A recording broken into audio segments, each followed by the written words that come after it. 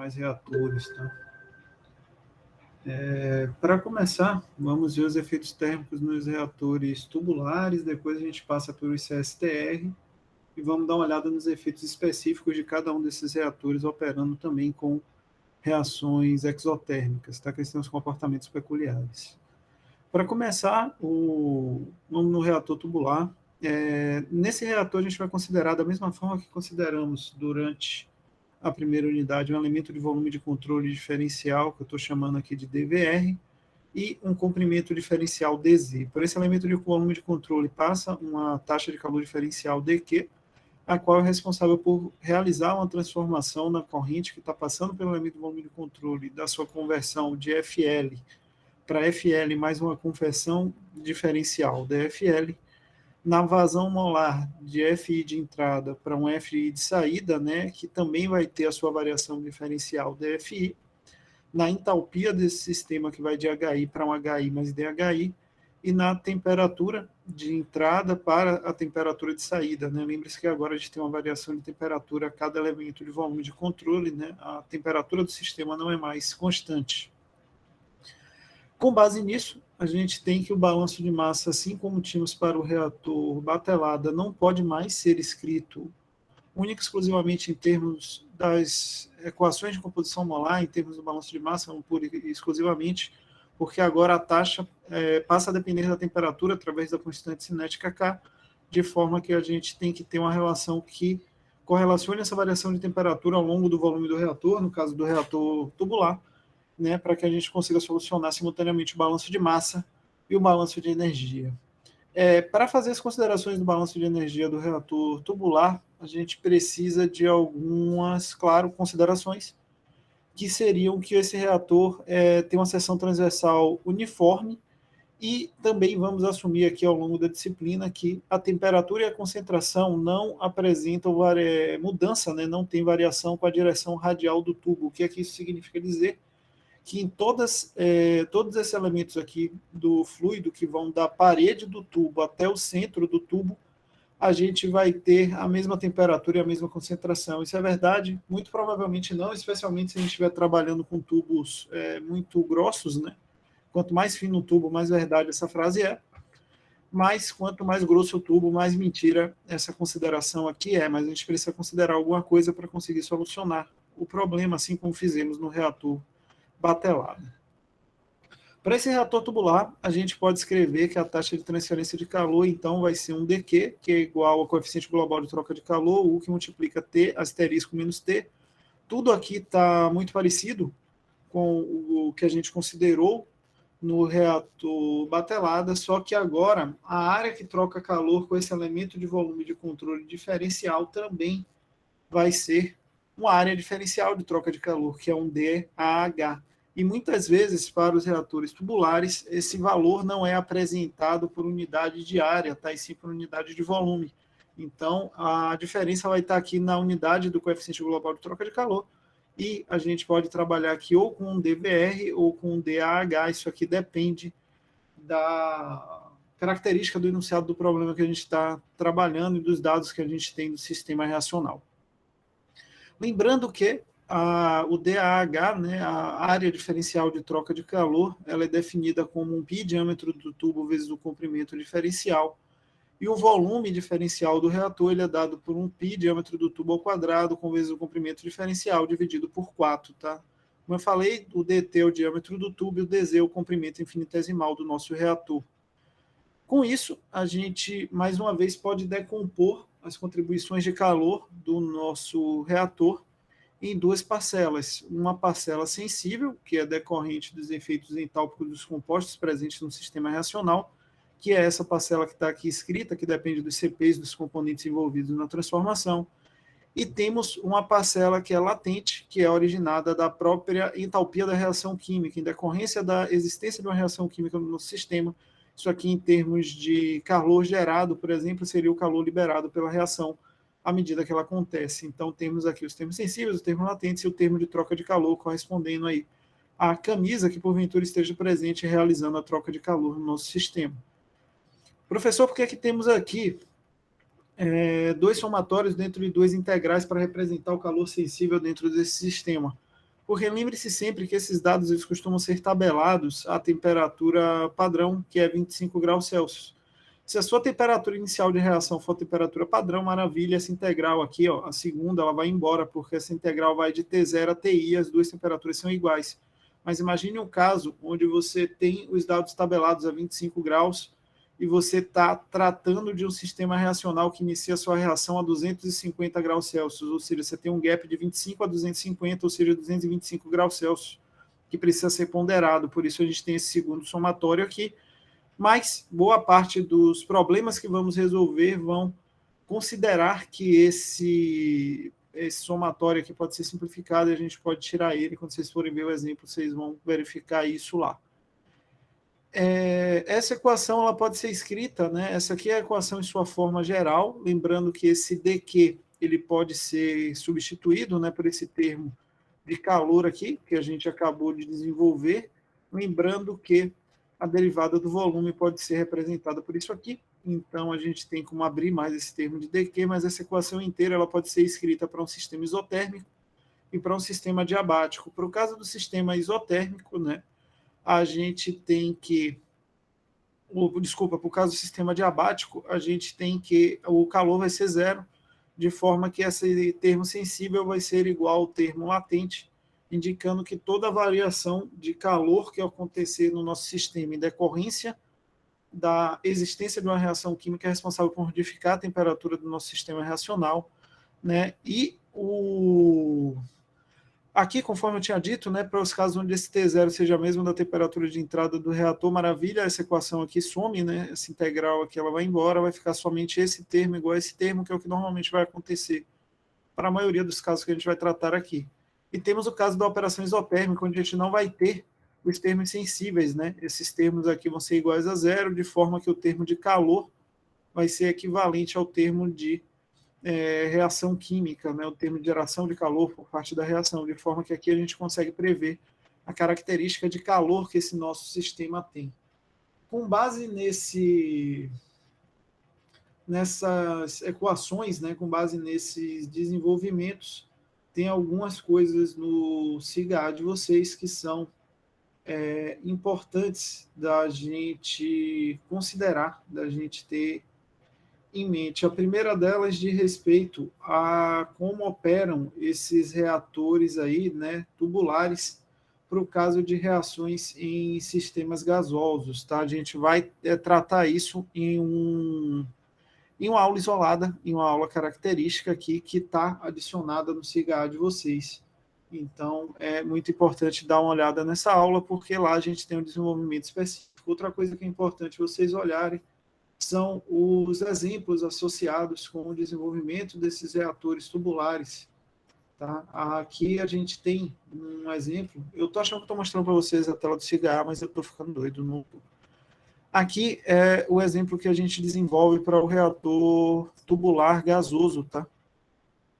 Então, é sempre importante dar uma olhada como é que a gente resolve esse tipo de problema, porque aqui está a parcela importante dessa aula, que, lembre-se, a gente tinha comentado que a gente ia precisar desse equacionamento lá na unidade 1, quando eu falei com vocês, do balanço de massa escrito para o reator tubular, né? Está aqui a necessidade dele, está aqui como a gente resolve um problema de um reator tubular usando esse equacionamento específico, tá?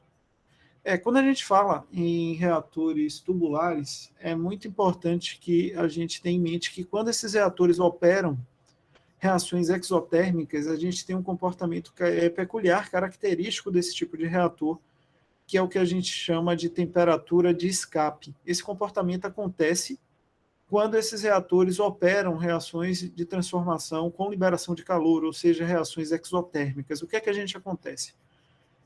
Imagina que a gente está em um reator tubular operando a reação exotérmica e a gente está fazendo um trabalho de acompanhar o comportamento da temperatura desse reator como uma função da temperatura da camisa de refrigeração responsável por conduzir essa transformação. Então, a gente vai observar que a gente tem um aumento de temperatura, lembre-se que a gente viu isso lá no começo da unidade. Esse aumento está associado com a incapacidade da camisa em trocar calor na região inicial do reator, porque é a região que tem maiores taxas, ou seja, maiores liberações de calor. chega um ponto onde essa camisa consegue retirar mais calor do que a reação consegue liberar, e a partir daí a sua temperatura começa a diminuir. Existe uma região crítica, uma região problema, que está aqui representada por esse TC04. O que é que está acontecendo aqui? À medida que eu aumento esse número, né, o TC01 é a temperatura de camisa mais baixa, a TC02 mais alta, a TC03 mais alta e a TC04 é ainda mais alta. O que acontece quando a gente atinge essa temperatura específica é que chega um ponto onde a camisa perde totalmente o controle e a capacidade de reduzir a temperatura do nosso reator, né? E isso acontece como?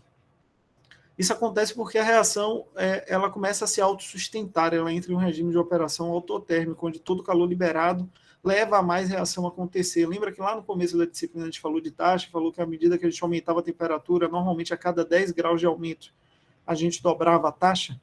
Esse dobrar a velocidade de reação aqui chega em um ponto que se torna insustentável e incontrolável, e a partir daí a gente entra em um risco operacional muito grande, a gente entra em uma região onde esse reator pode perder o controle e realmente explodir, né? Passar da temperatura limite de sustentação do material do reator. Para evitar que isso aconteça, a gente precisa ter sistemas de controle muito específicos, muito controlados, para evitar que o reator chegue nessa temperatura de escape, que é a famosa temperatura runway. Mais uma vez, aqui dentro do SIGA tem um vídeo falando sobre o caso da temperatura runway, tá? Isso aqui é um caso que aconteceu nos Estados Unidos em um acidente nesse T2 Laboratories, tá? Que é um laboratório um reator desse laboratório, ele perdeu o controle e explodiu. E explodiu basicamente porque ele passou dessa temperatura de escape. É um caso de acidente clássico associado com esse tipo de problema aqui operacional. E por que ele acontece? Né? Por que eu não trabalho com o TC03 aqui e mantenho a operação em um regime controlado? Porque lembre-se sempre que na indústria a gente está trabalhando na condição limite de máxima produção, e a condição limite de máxima produção requer que o reator trabalhe muito próximo da sua condição de escape, porque a gente tem que ter essa temperatura aqui no pico mais alto para ter a máxima de taxa de reação possível. Então é bem comum operar em uma região muito próxima dessa temperatura de escape, para garantir que você esteja na máxima produtividade possível dentro do seu reator. Então, isso aqui a gente tem medidas de controle, claro, para que depois que a gente atinge um determinado pico de temperatura, se ela não começa a diminuir, a gente controla isso com o aumento da vazão. Normalmente a camisa é um pouquinho superdimensionada para garantir uma vazão maior, uma diminuição muito significativa na temperatura do fluido refrigerante para rapidamente controlar esse desvio, esse incremento de temperatura é responsável aqui por ocasionar a temperatura runway nesse tipo de reator, tá? Um detalhe importante, esse é do Texas, sim, mano, é um acidente bem famoso. Talvez o maior acidente ocasionado por temperatura runway, tá? A gente tem vários acidentes relevantes na indústria química, mas o mais relevante que aconteceu por perda de controle operacional de um reator por conta dessa característica aqui, é esse do T2 Laboratórios ali, ele é o mais famoso desse gênero. Quando a gente tem, né, esse tipo de operação, normalmente é muito comum que a gente tenha na cabeça que o modo de operação que troca calor de forma mais eficiente é a forma contracorrente, né? A gente sai das disciplinas de operações unitárias, fenômeno de transporte, com essa ideia, né? Quando a gente faz aquele eixo lá FT2 ou P2, a gente sai com essa ideia de que o modo de operação mais controlado, né, mais eficiente é o contracorrente. Só que aí tem um pequeno problema, que é a possibilidade do seu sistema gerar calor. Quando o seu sistema tem a capacidade de gerar calor, ou seja, num sistema reativo, o modo contracorrente ele deixa de ser o mais eficiente. O modo cocorrente ele passa muitas vezes a ser o modo mais eficiente. Por quê? Porque imagina o seguinte, eu coloquei aqui o meu sistema em contracorrente, né? Eu estou alimentando meu fluido refrigerante pelo ponto B, alimentando meus reagentes pelo ponto A, retirando aqui o meu fluido refrigerante pelo ponto A e estou retirando o meu produto aqui próximo da saída do ponto B.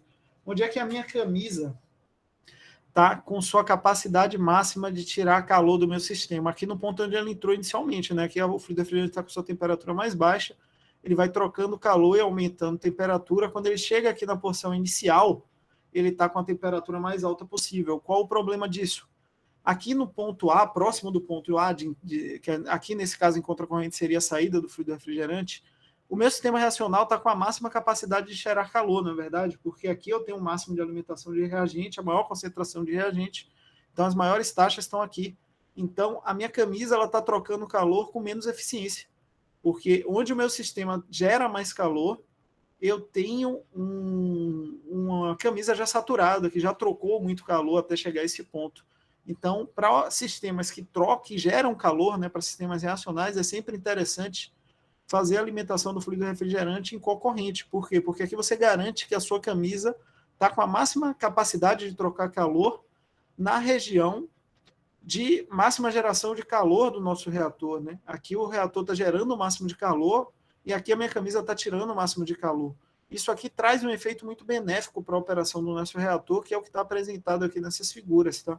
O sistema normal que a gente está habituado a ver, que inclusive é o que está no gráfico geral dos sistemas, é esse em contracorrente, onde a gente observa que a temperatura do reator ela sobe, atinge um platô máximo e aí ela passa a reduzir. Né? Esse é o comportamento do sistema de troca de calor em contracorrente. Quando eu passo para um sistema em corrente, eu tenho um benefício muito substancial, que é uma manutenção de um regime de operação muito próximo de um regime isotérmico. Observem que eu tenho um aumento de temperatura, uma estabilização dessa temperatura e um pico final de temperatura aqui. Aí vocês podem perguntar, professor, mas esse pico final aqui, ele não é substancial? Esse aumento de temperatura aqui não pode gerar uma nova temperatura de escape? Normalmente não. Por quê? Porque aqui não tem tanto reagente para ser consumido, então a reação ela não consegue se autoalimentar. Né? Aqui ela vai ter esse pico, vai crescer, porque a camisa de troca já está realmente saturada, mas observe que não tem muito mais reagente para ser consumido, então a reação vai parar por falta de reagente, a gente não vai perder o controle da temperatura do reator. Então aqui a gente tem dois grandes benefícios. O primeiro é conseguir uma reação aproximadamente isotérmica ao longo do regime de operação, o que é muito interessante para a indústria química, porque o controle é muito mais preciso e muito mais efetivo aqui do que aqui, né? E o segundo benefício é que eu não tenho grandes possibilidades de perder o controle de reação, porque esse incremento aqui ele costuma ser muito baixo, porque não tem lá tanto reagente para ser consumido assim dentro do reator. Então, tenho sempre isso na cabeça, o modo corrente. Às vezes ele pode ser melhor. Onde é que ele pode ser melhor? Para sistemas que têm a capacidade de gerar calor, tá? Uma outra característica interessante é essa daqui, ó, que se a gente comparar um gráfico de temperatura máxima do nosso reator em relação à temperatura de alimentação do fluido refrigerante, ou seja, à medida que eu vou aumentando a temperatura de alimentação do fluido refrigerante, observem que no regime contracorrente eu tenho uma tendência aqui de escape.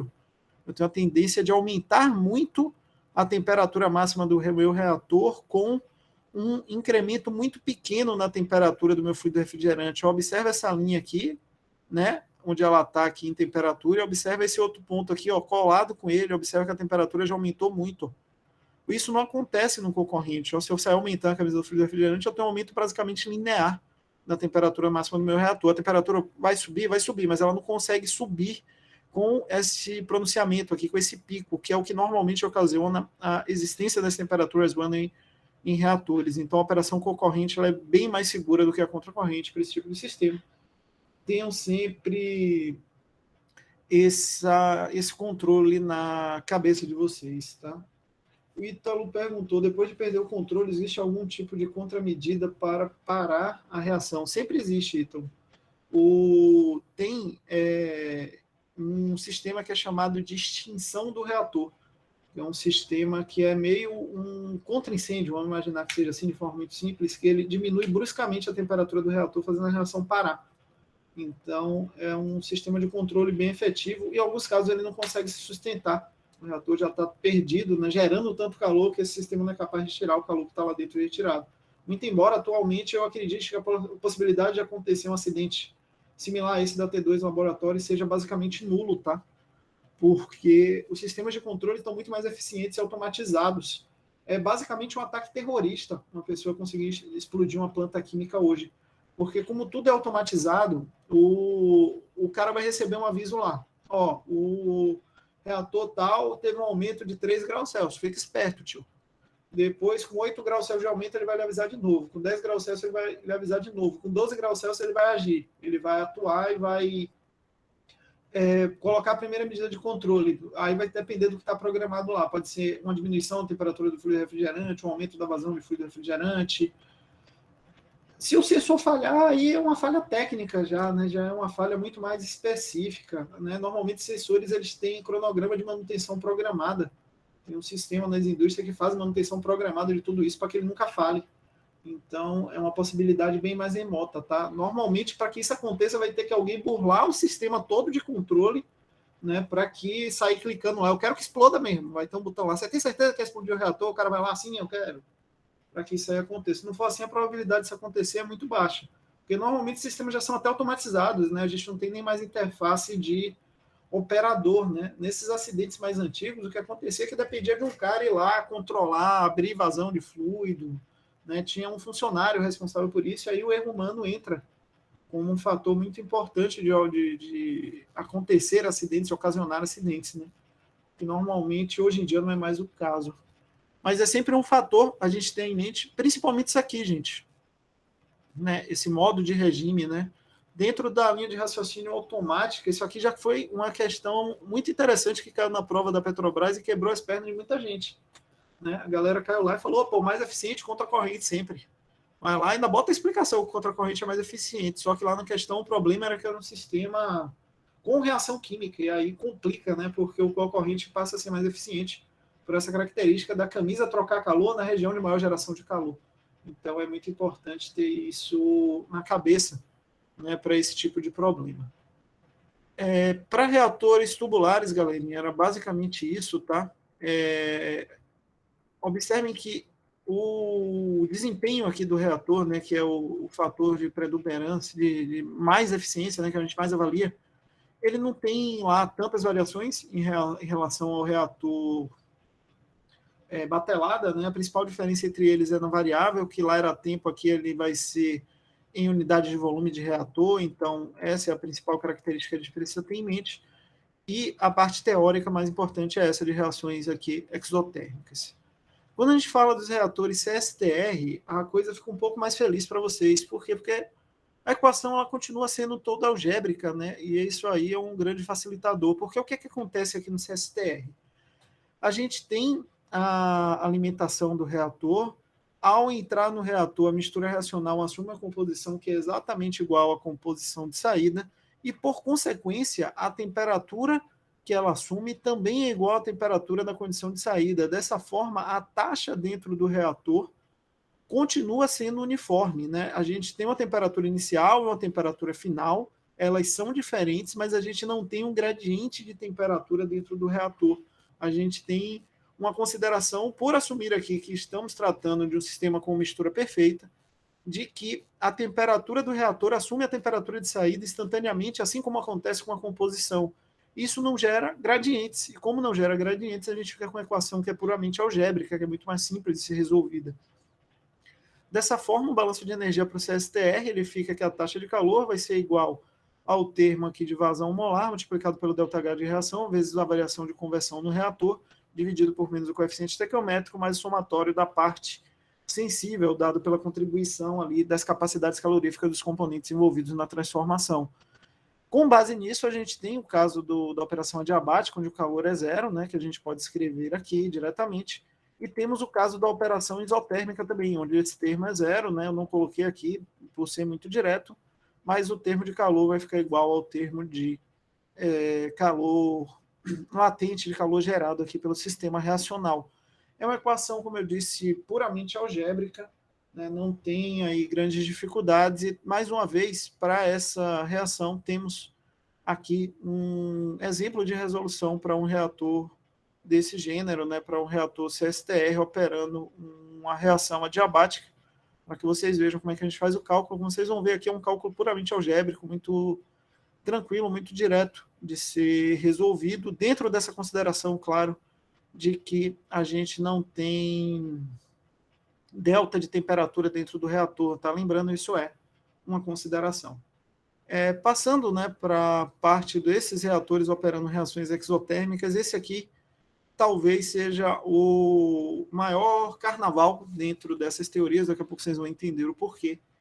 Mas a gente continua com esse comportamento, tá? Onde a gente tem um sistema com uma temperatura de alimentação e uma temperatura de retirada, o sistema assume essa temperatura de saída aqui dentro do sistema operacional, a camisa tem uma temperatura de camisa inicial, uma temperatura de camisa aqui na saída. Normalmente, para a grande maioria dos nossos problemas, essa temperatura da camisa na saída vai ser igual à temperatura inicial, a gente não vai considerar variabilidade de temperatura dentro desses problemas, mas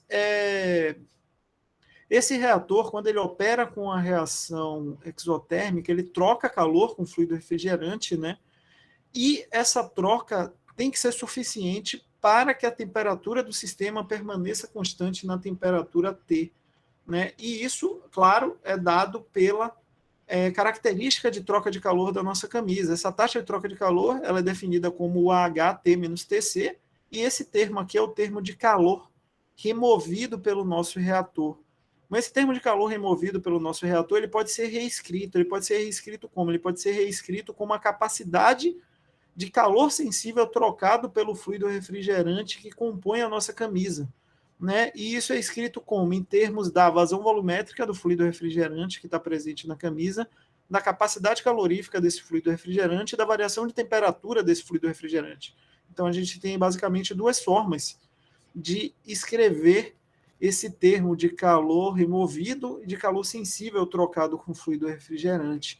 Isso gera para a gente duas famílias de curvas, que essas famílias de curvas são a família de calor retirado, que é esse calor aqui que temos representado pela capacidade de troca térmica da camisa, e a curva de calor gerado, ou seja, a curva de calor que a minha reação libera por acontecer dentro do meu reator CSTR. E essa curva ela tende a crescer, ou seja, a ter maior quantidade de calor liberado ou estar em uma região de maior temperatura à medida que eu aumento o tempo espacial do meu reator, porque ao aumentar o tempo espacial, eu aumento a conversão, eu aumento a quantidade de calor gerado. Tá? Então, é uma característica dessas curvas. Se eu pegar a ideia de que o calor retirado necessariamente precisa ser igual ao calor gerado para que a temperatura se mantenha igual dentro daquela temperatura T, eu preciso cruzar essa curva com essa curva de forma que a interseção entre essas curvas vai me dar a raiz. Até aí, maravilhoso, né? Eu pego aqui a curva de calor retirado e cruzo com a curva de calor gerado e chego na raiz. Se vocês fizerem isso, vocês vão ver que existem três possibilidades de interceptação entre as curvas de calor retirado e calor gerado. A primeira dessas possibilidades é essa daqui, onde a curva de calor retirado encontra a curva de calor gerado em um platô baixo. Essa curva ela não é interessante do ponto de vista prático operacional. Por quê? Porque observa que a quantidade de calor gerado pelo meu sistema reacional nessa situação é muito baixa, é muito pouco em relação à quantidade que ele pode gerar. Isso significa dizer que a minha reação química aconteceu em um grau de extensão não muito apreciável, né? Então, aqui eu tenho uma região onde a taxa de reação é muito baixa, eu não consegui converter reagente de forma suficiente. Então, essa aqui é uma região de pouco interesse prático por conta de não ocorrência de reação química. Vou passar para a curva 3, e essa curva aqui sim já tem uma quantidade de calor gerado grande, né? A minha curva está no platô superior, e eu tenho uma quantidade de calor retirado aqui alta, né? Se vocês observarem, a temperatura na qual a minha camisa tira calor, ela é sempre superior à temperatura na qual o meu sistema está para estar nessa mesma quantidade de calor gerado. Isso significa dizer o quê? Que essa camisa de refrigeração que está aqui retirando esse calor, ela está superdimensionada em relação ao meu sistema reacional. Ou seja, essa camisa ela tem que vir se aproximando dessa curva de calor gerado para que a temperatura seja muito próxima. E esse é o objetivo operacional. Qual o problema desse sistema aqui? Eu estou gastando mais energia do que eu devia com a camisa. A camisa está superdimensionada em relação ao sistema reacional. É uma operação segura que produz muito reagente, mas eu estou gastando mais energia do que eu deveria gastar. Então eu vou lá aproximando essa curva de calor retirado da curva de calor gerado. E aí acontece essa situação que está aqui apresentada no ponto 2. E essa situação aqui ela pode ser bastante problemática. Por quê? Porque observem que eu tenho 3 pontos de interseção e não mais um, como eu tinha aqui, na situação 1 e 3. Na situação 2, eu tenho 3 pontos de interseção. O ponto 1, que tem pouquíssimo interesse prático. O ponto 3, que é onde eu quero estar, que é o ponto de operação interessante.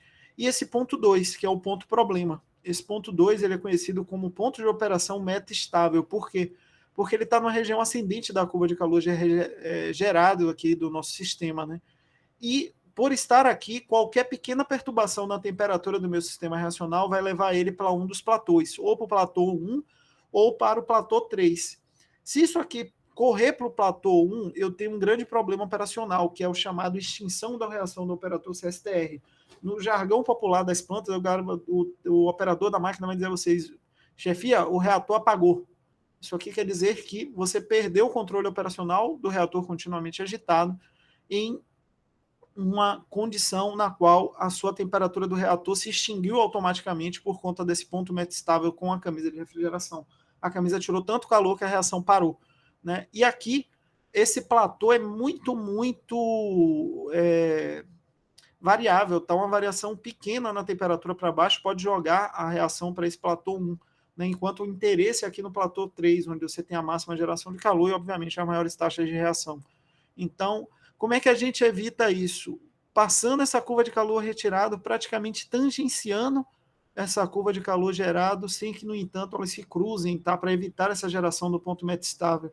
Em termos de operação, isso é muito complicado. Por quê? Porque a principal variável de resposta que altera a angulação dessa curva, normalmente é a temperatura da camisa. Então, qualquer pequena variação da temperatura da camisa altera a angulação dessa curva de calor retirado, fazendo com que ela encontre e gere esse ponto metastável e possa ocasionar esse ponto, esse critério de parada aqui em reações exotérmicas. Então, é uma operação complicada e sensível. Tá? Esses próximos slides basicamente estão descrevendo isso que eu acabei de comentar com vocês. Tá? Então, eu fiz a explicação toda nesse slide aqui, mas o que está aqui para frente é basicamente a mesma informação. Então, em teoria, isso finaliza o conteúdo dos reatores continuamente agitados, tá? Antes de eu finalizar a gravação, deixa eu só comentar com vocês sobre a atividade assíncrona. Brevemente, a atividade assíncrona 2 da unidade 2, ela está disponível no Google Classroom de vocês. A última atividade assíncrona dessa unidade, como eu falei, né, a gente vai mexer com a temperatura da camisa. Vamos ter um sistema onde a gente tem uma temperatura da camisa que varia como função do tempo, ou seja, à medida que o tempo passa, a temperatura da camisa vai mudar. E vocês vão refazer o exemplo 20 da disciplina. Professor, como é que eu sei que é um exemplo 20? Ele está lá no cigarro de vocês. Ó. Vocês forem aqui no comecinho dessa aula aqui, ó, vocês vão ver que esse aqui é o exemplo 20. Não, essa aqui é a aula 20. Cadê o exemplo? Acho que esse aqui. Também não é esse, é esse aqui, então. Esse cidadão aqui, ó, é o exemplo 20. E aí vocês vão encontrá-lo e desenvolver esse problema de forma igual, tá? Não tem variação dos dados. Os dados não vão mudar. A única coisa que vai mudar é que no exemplo eu resolvi o problema considerando que a temperatura da camisa era constante. E vocês vão considerar que a temperatura da camisa ela muda. Então, essa é a principal diferença, tá? Do problema. Essa é a principal mudança de característica que a gente tem. Eu mandei o link desse problema aí do exemplo 20, tá? Para que vocês deem uma olhada nele, tá bom? Esse é o exemplo final, tá? Como eu disse na aula passada, aqui a gente tem um resumo, tá? Tem uma aula resumo dessa parte de efeitos térmicos. Todos os efeitos térmicos estão aqui compilados de forma que tem o passo a passo de resolução de problemas desse tipo, para que vocês deem uma olhada em como a gente pode resolver esse tipo de problema para reatores aí não isotérmicos. Então, esse aí é o conteúdo da nossa segunda unidade. Deixa eu interromper a gravação, o vídeo não ficar gigante, aí a gente passa para as perguntas de vocês.